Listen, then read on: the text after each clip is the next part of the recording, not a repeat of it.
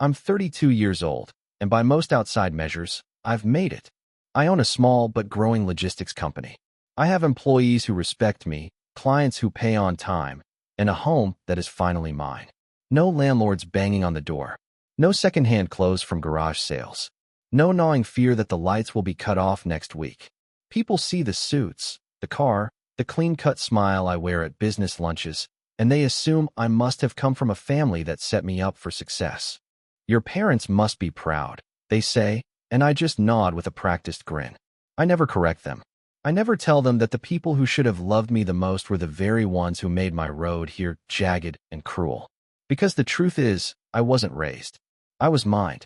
From the time I was 14, I was treated as a resource, something to extract labor from, not someone to nurture. I wasn't a son. I was free manpower. My parents liked to talk about building character, but what they really meant was make him work so we don't have to. I'd wake up at 5 to shovel snow from our long driveway, get ready for school, and then clock into a part-time job at the local grocery store after class. The money? Gone, straight into my parents' pockets. They'd smile while they took it, and then scold me for being lazy when I dared ask if I could keep some for myself. That word, lazy, burned itself into my skin like a brand. But the real scar came from the phrase they repeated with military consistency, a phrase so sharp it still echoes in my head when I hit a wall, even now. You're just not trying hard enough.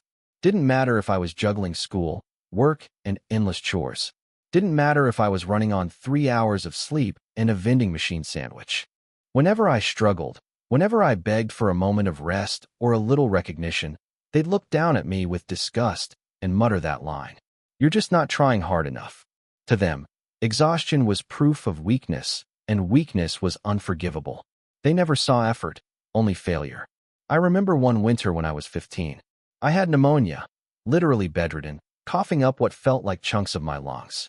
My mom barged into my room, yanked the blanket off me, and said, "The driveway isn't going to shovel itself.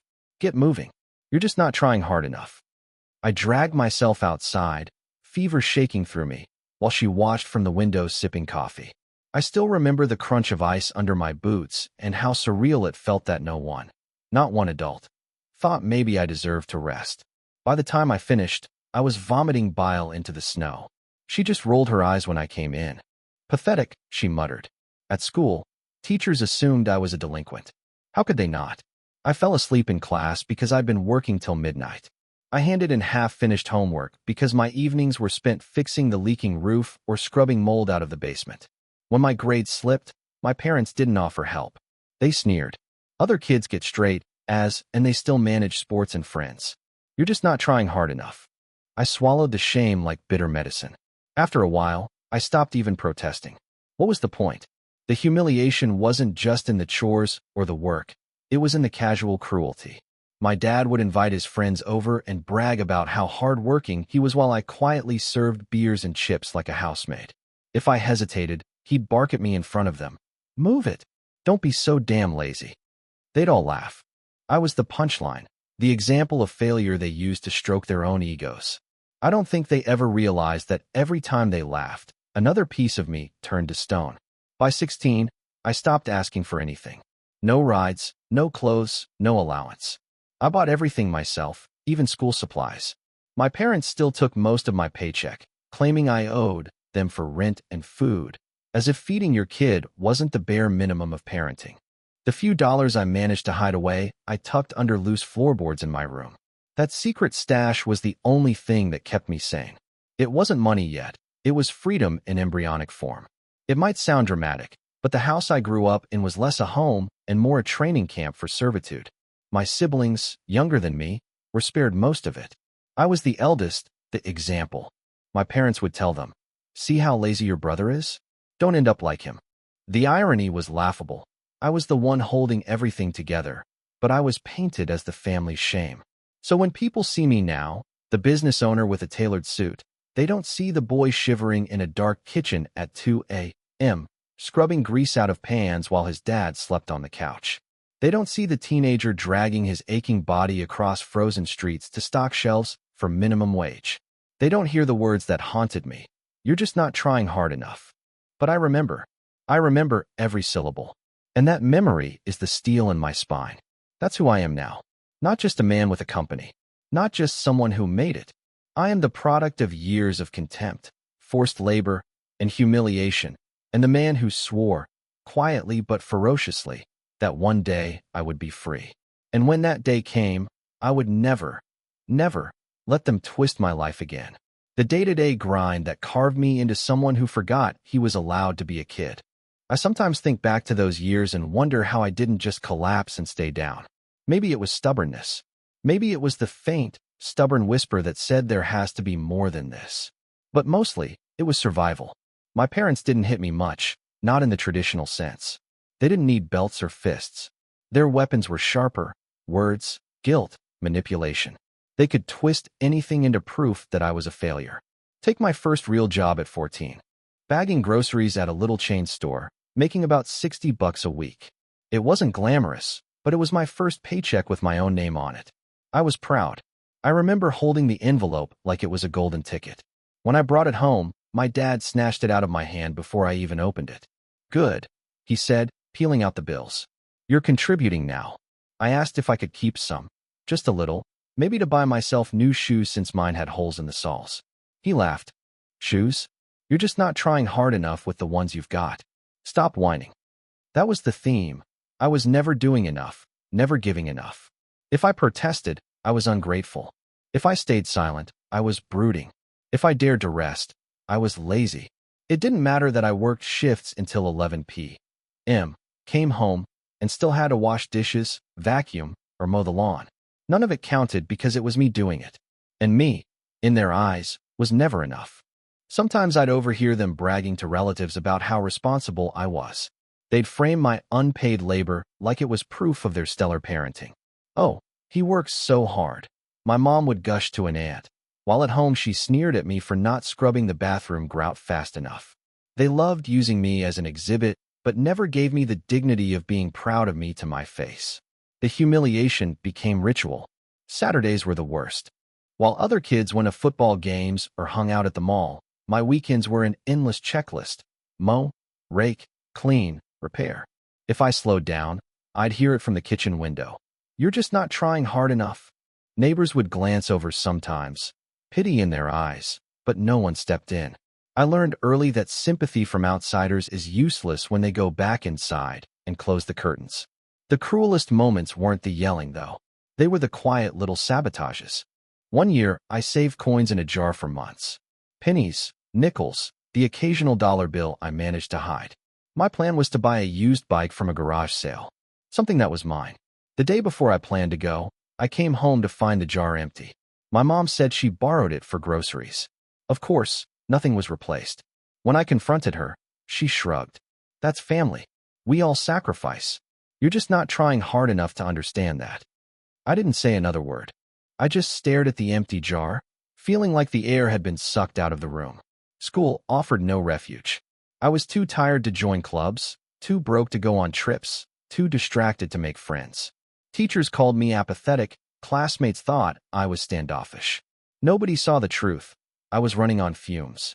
Once, in sophomore year, a teacher pulled me aside after I nodded off during an exam.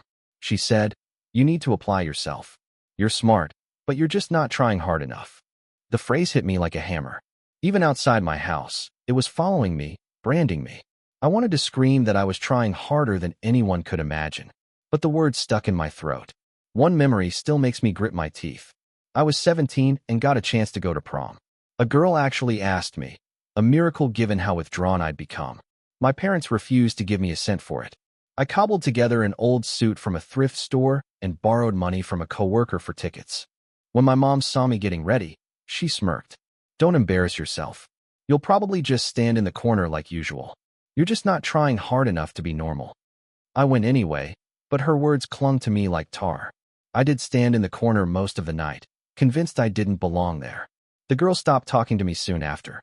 By senior year, I was living in a haze of exhaustion and resentment. My siblings still got to play sports, go on trips, enjoy birthdays with presents. I was the cautionary tale, the beast of burden. My dad once told me, "You're lucky we're teaching you responsibility. Other kids are spoiled. You'll thank us one day."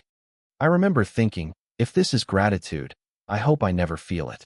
Looking back, those years weren't just about physical labor. They were about crushing the idea that I had a right to want anything for myself. Any spark of independence was quickly extinguished. The message was clear. I existed to serve them, and if I wanted more, it was proof I was selfish or lazy. And yet, in the cracks of that oppression, a seed of defiance grew. Every insult, every stolen dollar, every, "you're just not trying hard enough," burned into me, but not the way they intended. Instead of convincing me I was worthless, it became fuel. A kind of bitter determination. I'll get out. I'll build something of my own. And when I do, I'll never give them the satisfaction of claiming credit. Of course, at the time, escape felt impossible. They had their hooks in my finances, my time, my mind. But the day I turned 18, I started planning in earnest. I didn't know how yet. I just knew I couldn't breathe in that house anymore. But that part, the breaking away, belongs to the next chapter. For now, all you need to understand is this. By the time I left, I wasn't just tired. I was hollowed out, carved into a shell by years of being told I was never enough. And still, deep inside that shell, something refused to die. Turning 18 didn't feel like a birthday. It felt like parole. I remember sitting at the kitchen table that morning, eating burnt toast my mom had shoved at me, and realizing, I'm legally free. They can't stop me anymore. Of course, freedom wasn't simple. I didn't have savings, didn't have connections, didn't even have confidence. But I had a plan stitched together with desperation. Get out, take any job, and never look back. I started small. I picked up extra shifts at the grocery store and quietly opened a checking account they didn't know about.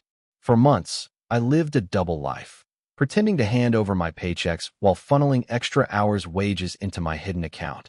The first time I checked the balance and saw more than $50 sitting there, untouched by their hands, I nearly cried in the bank lobby. It wasn't much, but it was mine. The night I finally left wasn't dramatic. No screaming, no luggage thrown out a window. I packed what little I owned into a duffel bag, 2 pairs of jeans, some shirts, and a stack of notebooks where I'd been sketching plans for years.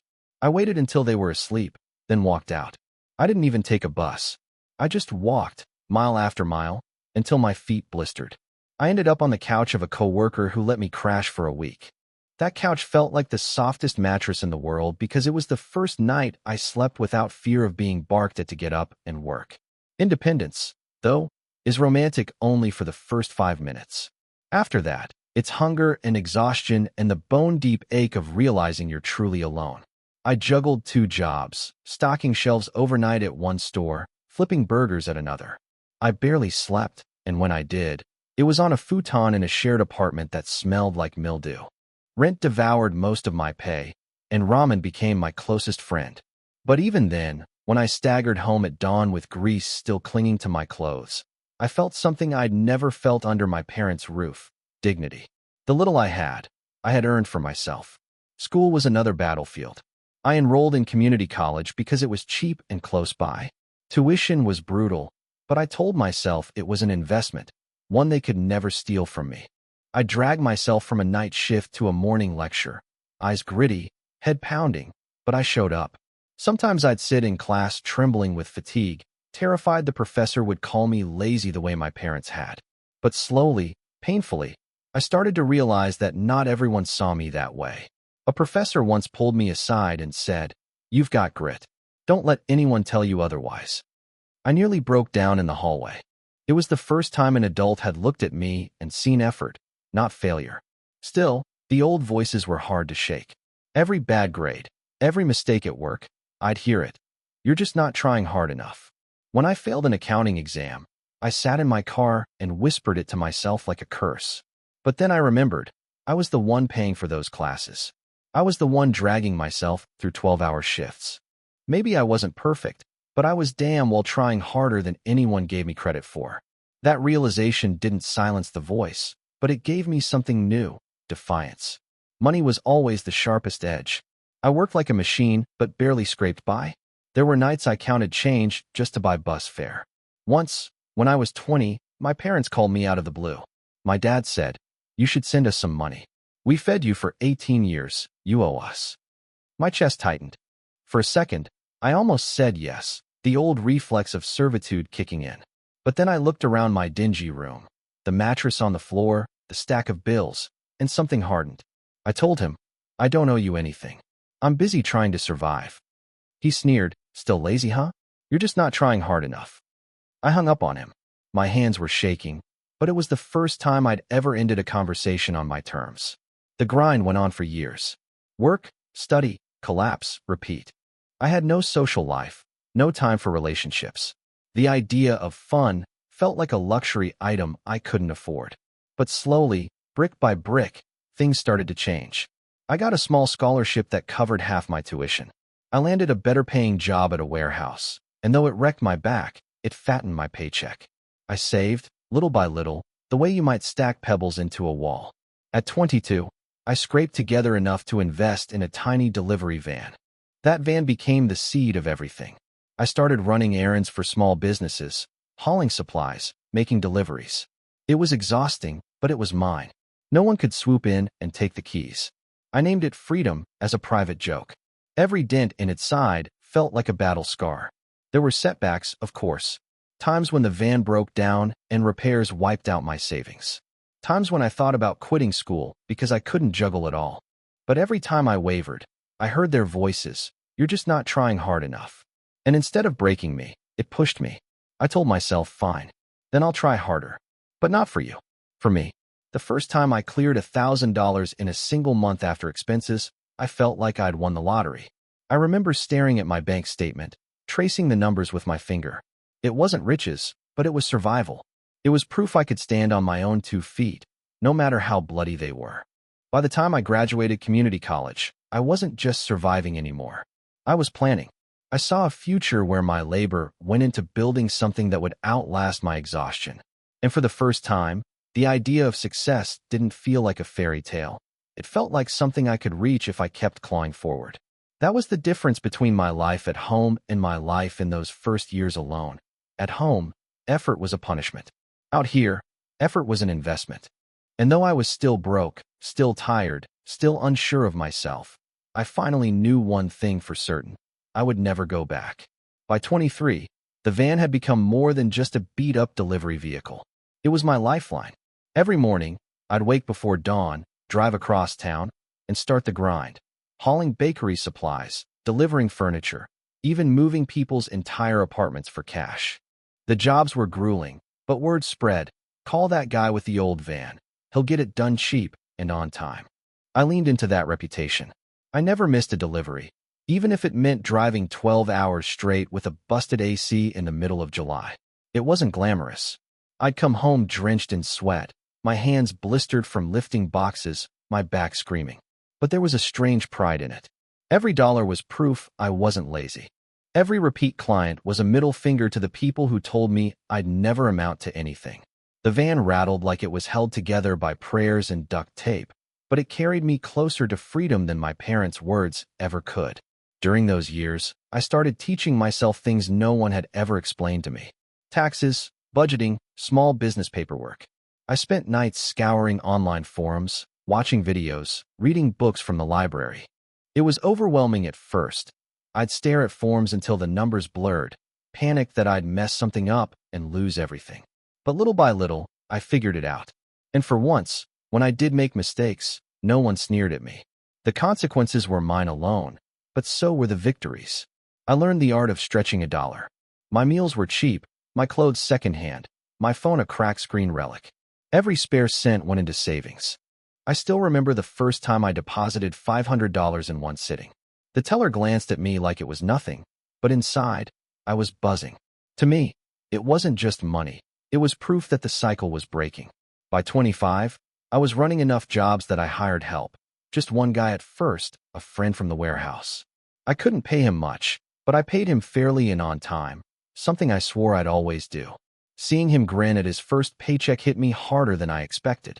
For the first time, I wasn't just scraping by. I was building something bigger than myself. There were failures too. One client refused to pay me for a massive furniture delivery. It nearly bankrupted me. I remember sitting in my van in a parking lot, fists clenched on the steering wheel, hearing the ghost of my father's voice. "You're just not trying hard enough." But instead of collapsing, I called every small claims office in the county until I figured out how to file a case. I won. It wasn't much money, but the victory mattered more than the check. It proved I could fight back, even against people who tried to exploit me. Around this time, I dipped my toe into investing. Not stocks at first. I didn't trust the markets. But I bought a second van, then a third. Suddenly, that guy with the old van became a tiny fleet with a name painted on the side. It looked amateur at first, just letters I stenciled myself, but it was a start. And when I saw my company's name driving down the highway on more than one vehicle, it felt like validation carved into steel. My parents, of course, had no idea. I kept contact minimal. The few times I did answer their calls, they treated me like the same kid they used to bark orders at. Once, my mom asked if I was still wasting time at that delivery job. I told her I was expanding. She scoffed. "Don't get cocky. You're just not trying hard enough if that's all you've got." I hung up before she could say more. Their words still stung, but they no longer defined me. If anything, they fueled me. Every insult was kindling for the fire. At 27, I took my first real leap, a loan to rent a small warehouse and office. Signing that lease terrified me. The numbers were huge compared to anything I'd dealt with before. But when I walked into that empty space, the echo of my footsteps, the smell of fresh paint, it felt like I'd finally planted a flag. This wasn't just a hustle anymore. It was a company. Those first months nearly broke me. Overhead was crushing, employees looked to me for leadership, and I was still driving vans myself half the time. I lost weight, skipped sleep, lived on caffeine and adrenaline. But slowly, the pieces clicked. Clients started calling us first instead of the competition. A bakery chain signed a contract that kept us afloat for a year. I upgraded our vans, hired a dispatcher, and built a schedule that didn't depend on me killing myself every day. The moment I paid off that first loan, I sat in my office and let myself cry. Not the bitter tears of exhaustion, but relief. Triumph. It was the opposite of every Saturday morning I'd spent as a teenager scrubbing floors while my mom muttered about my laziness. I wanted to call her just to say, look at what I built despite you. But I didn't. Not yet. Because success wasn't about proving them wrong. It was about proving myself right. For years, I believed their lie that effort was never enough. Now I had tangible proof that effort, when directed at something that mattered, could build an empire out of dust. By 30, the company was stable. Not huge, not flashy, but solid. I had 10 employees, contracts with local businesses, and a steady stream of income that meant I no longer had to count coins for bus fare. I bought a modest house, not a mansion, but one with a front door that locked and a kitchen where the fridge was always full. Walking into that house for the first time, I thought, this is mine. No one can take it. No one can tell me I don't deserve it. And yet, the ghost of those words lingered. In quiet moments, when the stress piled up, I'd still hear it. You're just not trying hard enough. But now, instead of crushing me, it pushed me forward. It became the anthem of my revenge, even though I didn't know it yet. Because fate has a way of circling back. And soon, the same people who used those words to break me would come crawling, begging for the very help they once denied me. For a while, life went quiet. I built my company, bought my house, and for the first time, silence didn't mean danger. It meant peace. I cut contact with my parents almost completely, answering the occasional call out of guilt, but never visiting. They lived in the same decaying house, still repeating their same bitter patterns. Every phone call was the same script. My mom would ask if I was still driving vans. My dad would find some way to tell me I wasn't living up to my potential. The irony was almost comical. These were people who had stolen my wages, mocked my dreams, and chained me to their chores, yet they acted like disappointed coaches on the sidelines of my life. Then, one day, the tone changed. My phone buzzed with my mom's name, and instead of her usual thinly veiled insults, she sounded sweet. Too sweet. "Honey, how have you been? We've been thinking about you." I felt my stomach tighten. That syrupy voice wasn't concern. It was bait. I knew the pattern. When kindness appeared, it was because they wanted something. The truth trickled out over a series of calls. My dad's company had gone under. Some bad investments, some debts he couldn't pay. My mom had racked up credit card balances shopping online like money would never run out. Now the wolves were at the door, mortgage overdue, utilities shut off, collection agencies calling nonstop. They tried to spin it as temporary bad luck. We've always been hard workers, my mom insisted. It's just this economy. You know how it is. I bit my tongue to keep from laughing. Hard workers? These were the same people who hadn't lifted a finger while I shoveled snow with pneumonia. Then came the pitch. You've done so well for yourself, my dad said, his voice oily with false pride. We're so proud of you. The first time in my entire life I'd heard those words from his mouth. And we were thinking, maybe you could help us out a little, just until we get back on our feet. There it was, the demand wrapped in faux affection. I felt my hands clench around the phone. Memories flashed like lightning. The empty coin jar, the prom night smirk, the fevered snow shoveling. They had stolen my childhood, leached my labor, branded me with "you're just not trying hard enough" every time I gasped for air. And now, they wanted me to rescue them from their own irresponsibility. I didn't answer right away. Instead, I asked questions. What happened to your savings? Silence. What about the second mortgage you bragged about paying off years ago? Deflection. What about all the times you told me money was easy to manage if you weren't lazy? No response, just a change of subject. They had no answers, because their story was simple. They had lived recklessly, assuming someone else would clean up the mess. And now, that someone else was supposed to be me. Weeks passed, and the calls multiplied. My siblings reached out too, parroting my parents' sob stories. They just need a little help, one of them said. I nearly choked.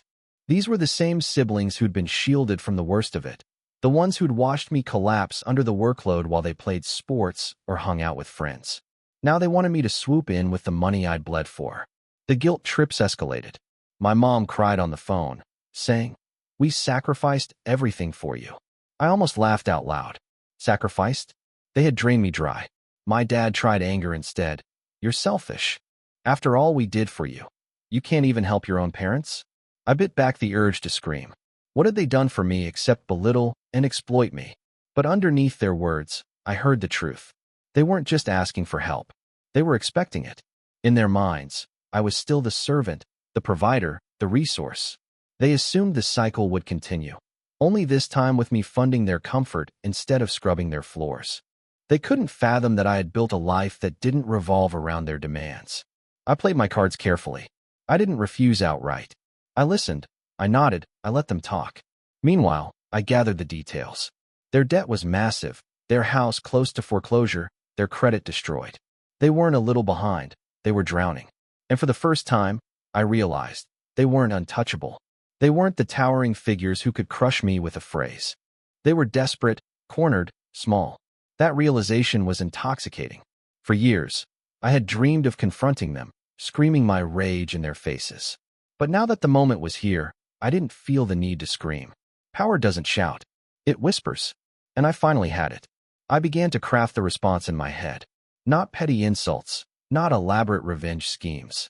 Just a mirror. I wanted them to taste their own words, the same ones they'd fed me like poison for years. I wanted them to hear how it felt when your pleas for help were met with contempt. So I waited. I let them stew, let the desperation ferment. The more they called, the calmer I felt. Because I knew the line I was going to deliver, and I knew it would hit harder than any lecture or rejection. It wasn't about punishing them. It was about balance. For once, I held the scales. And when the time came, I would tip them with a single sentence, one they had written into my bones long ago. The call finally came on a Sunday afternoon. My dad's voice was flat, stripped of his usual bravado. We need to talk. In person. For a moment, I hesitated. Part of me wanted to ignore it, to let their voices fade into static forever. But another part, the part that had been waiting years for closure, said go. See them. Look them in the eye when you finally say it. So I agreed. We met at a diner halfway between their crumbling neighborhood and my side of town. It was neutral ground, though the moment I saw them sitting in that cracked vinyl booth, I realized the balance wasn't neutral at all. They looked older, smaller. My dad's once broad shoulders slumped forward, his eyes dull. My mom clutched her purse like a lifeline, her nails bitten to the quick. For a second, I almost felt pity. Almost. We ordered coffee we barely touched. They launched into their speech like rehearsed actors. My mom started with flattery. We've always admired how hard you've worked. You've made something of yourself. We're proud of you. My dad chimed in. You're successful now, not like us. We just need a little help, son. A loan. You know we'll pay you back. It was surreal. These were the same people who had pocketed my paychecks, mocked my dreams, and branded me as lazy. Now they sat across from me, voices dripping with desperation, asking for a lifeline. The irony was almost too much to process. I didn't interrupt. I let them talk, let them pile on the guilt. My mom's voice wavered, her eyes glistening as she whispered, "After all we've done for you." My dad shifted tactics halfway through, his tone hardening. "You've got the means. Are you really going to let your parents suffer while you sit in comfort?" And there it was, the old weapon, the accusation of selfishness. Once, it would have cut me to the bone. Once, I would have folded under the weight of their scorn. But now, I felt nothing, just clarity. I leaned back, folded my hands, and studied them. For the first time, I wasn't a cornered child. I wasn't a servant waiting for orders. I was a man, independent and unshakable, looking at two people who had forged their own chains. When I finally spoke, my voice was calm, almost gentle. "Do you remember," I asked, "what you used to say to me whenever I was struggling? When I was sick, when I was exhausted, when I begged you for help?" They blinked, confused. My mom opened her mouth, but I didn't let her answer. "You'd tell me, you're just not trying hard enough." The words hung in the air like smoke. My mom's face froze, her lips parting. My dad's jaw tightened, his eyes darting to the table. They knew exactly what I meant. I leaned forward. "So here's my answer. You're just not trying hard enough." Silence. Thick, suffocating silence. The diner's background noise, the clink of dishes, the hum of conversation, suddenly felt distant. All that existed in that moment were their stunned faces. My mom's eyes filled with tears. Real tears this time, not manipulative ones. "How can you say that to us?" she whispered, her voice trembling. I almost laughed at the absurdity. How could I say that? They had said it to me 1,000 times, drilled it into my skull until I heard it in my sleep. They had used those words to deny me compassion, to turn exhaustion into failure. And now, they were tasting their own poison. My dad tried to recover, his voice sharp. "That's cruel. We're your parents. You owe us." I shook my head slowly. "I don't owe you anything. I built everything I have on my own, in spite of you. You taught me that no matter how hard I tried, it would never be enough. But you know what? I tried anyway. And now I'm here. You're the ones who didn't try. You lived recklessly, ignored consequences, and now you expect me to fix it. No, that's not my responsibility." My mom reached across the table, her hand trembling. "Please, we're family." I pulled back, calm, steady, unshaken. Family doesn't treat their children like servants. Family doesn't steal their paychecks. Family doesn't humiliate them and call them lazy when they're breaking themselves to survive. You stopped being family the day you decided I was just free labor. Her hand fell back to her lap. Her face crumpled, but I felt no guilt, just relief. I finished my untouched coffee, set a few bills on the table, and stood. My dad muttered something. Maybe an insult, maybe a plea, but I didn't stay to hear it. I walked out into the sunlight, the weight of decades lifting with every step. For the first time in my life, I wasn't carrying their voices with me. I wasn't dragging their contempt like chains. I had given them back their own words, and in doing so, I'd cut the last thread binding me to their control. The victory wasn't loud. It wasn't dramatic. It was quiet, measured, inevitable. Karma doesn't need theatrics. It just waits patiently until the scales tip on their own. And when they do, all you have to do is whisper. I drove home from the diner with the windows down, letting the wind peel their voices off me. The sun was sliding behind the buildings, rinsing everything in copper. It didn't feel like victory fireworks. It felt like finishing a long, punishing run and finally sitting down. I expected guilt at a red light, but it never showed. All I felt was a deep, clean quiet. That night, I walked through my house and paid attention to the little, ordinary miracles. The fridge hummed without fear of being empty. The stack of mail that held no threats. A bed I bought with my own money. I stood in the doorway to the spare room, a future kid's room, and I promised a future ghost, "You will never shovel snow with a fever while someone watches. You will never hear, 'You're just not trying hard enough,' when what you need is a blanket and rest and someone to say, 'I've got you.'" Work the next morning felt different, lighter. I brought donuts to the team and listened to the dispatch board crackle awake. My drivers swapped stories, laughed, checked routes.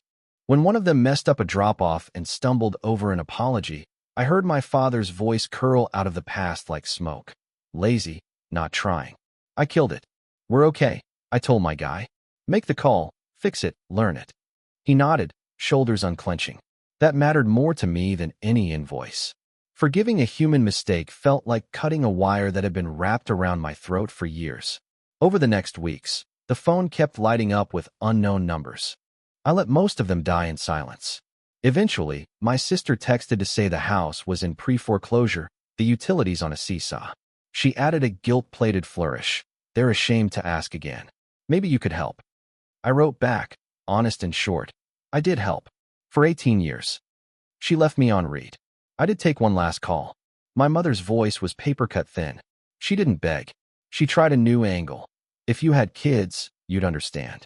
I thought of that quiet spare room and every night I had spent as a teenager scrubbing someone else's dishes. That's exactly why I'm saying no, I said. Because when I have kids, they will understand love as shelter, not leverage. She exhaled like I'd taken something from her, and maybe I had. The illusion that I'd always be available as a resource. We ended politely. Boundaries don't need to be barbed to be firm. Karma doesn't look like a movie montage. It looks like invoices paid on time, like collars unbuttoned at the end of a good day, like sleeping through the night. It looks like therapy appointments I don't cancel anymore. It looks like learning to go running without mentally rehearsing an argument. Sometimes, when I push past mile 3, that old chorus tries to keep pace. You're just not trying hard enough. And I talk back out loud, earning odd looks from dog walkers. I tried enough to get here. I try enough to keep going. I try well, not just hard. There were temptations to go beyond no. I won't lie. Part of me daydreamed about buying their debt just to decline every appeal, about outmaneuvering them on paper like they once did in our kitchen. But I don't want to live in their house, even in my head. My revenge needed to fit inside my values, or it would become their echo chamber. So I chose the smaller, heavier thing. I told the truth once, to their faces, and then I walked away. In the business, I wrote a new rule that only I fully understand. No one works sick. We budget for extra coverage. We carry spare gloves and masks and hot packs. When someone tries to tough it out because rent is due, I send them home with soup and a paycheck. Profit matters, but my soul is not a ledger. I have learned that success measured only in numbers is just a fancy cage. Sometimes, late, I pull old notebooks from a box, spidery numbers, delivery routes I sketched on napkins, logo drafts I hated, and the one I finally loved. Between the lines, I find the kid I was, the one who hid cash under floorboards and believed freedom was a jar of coins. I want to tell him, it gets better. You won't have to beg for permission your whole life. One day you will be the person who decides when to rest. To be clear, I'm not celebrating their hardship. I'm celebrating my exit from it. They built a life on denial and easy contempt. The structure collapsed under its own lazy math. They want a scaffolding made of my labor, but I spent a decade building a home instead. The difference is simple. One is a platform for more demands. The other is a boundary with a welcome mat for better people. If there's a neat bow here, it's small. Last week, I was at a client's loading dock when an older guy watched me help tie down a pallet. Bosses don't usually jump in, he said. I shrugged. Some of us were warehouse before we were boss. He grinned and said, "You can tell." I drove away smiling. That sentence did more for me than any apology my parents will never give. I don't need them to own what they did. I don't need them to understand. The mirror already did the work. When I told them, "You're just not trying hard enough," I wasn't being cruel. I was returning their inheritance with the postage due. I was choosing a different family, one made of friends, coworkers, neighbors, the kid I will meet someday in that spare room. So this is my confession and my closure. I am not the punchline at a living room party. I am not the housemaid with cracked hands. I am a man who built something steady out of days no one else wanted. And when the bill finally came due, I paid my portion. I cut the cord, quietly, without smoke or broken plates. Karma didn't set off fireworks. It waited while I learned to live well. Then it handed me their favorite line and asked, softly, if I wanted to keep carrying it. I said no. I used it once, carefully, and set it down. Sometimes the quietest words weigh most. Mine did, and then I set them down.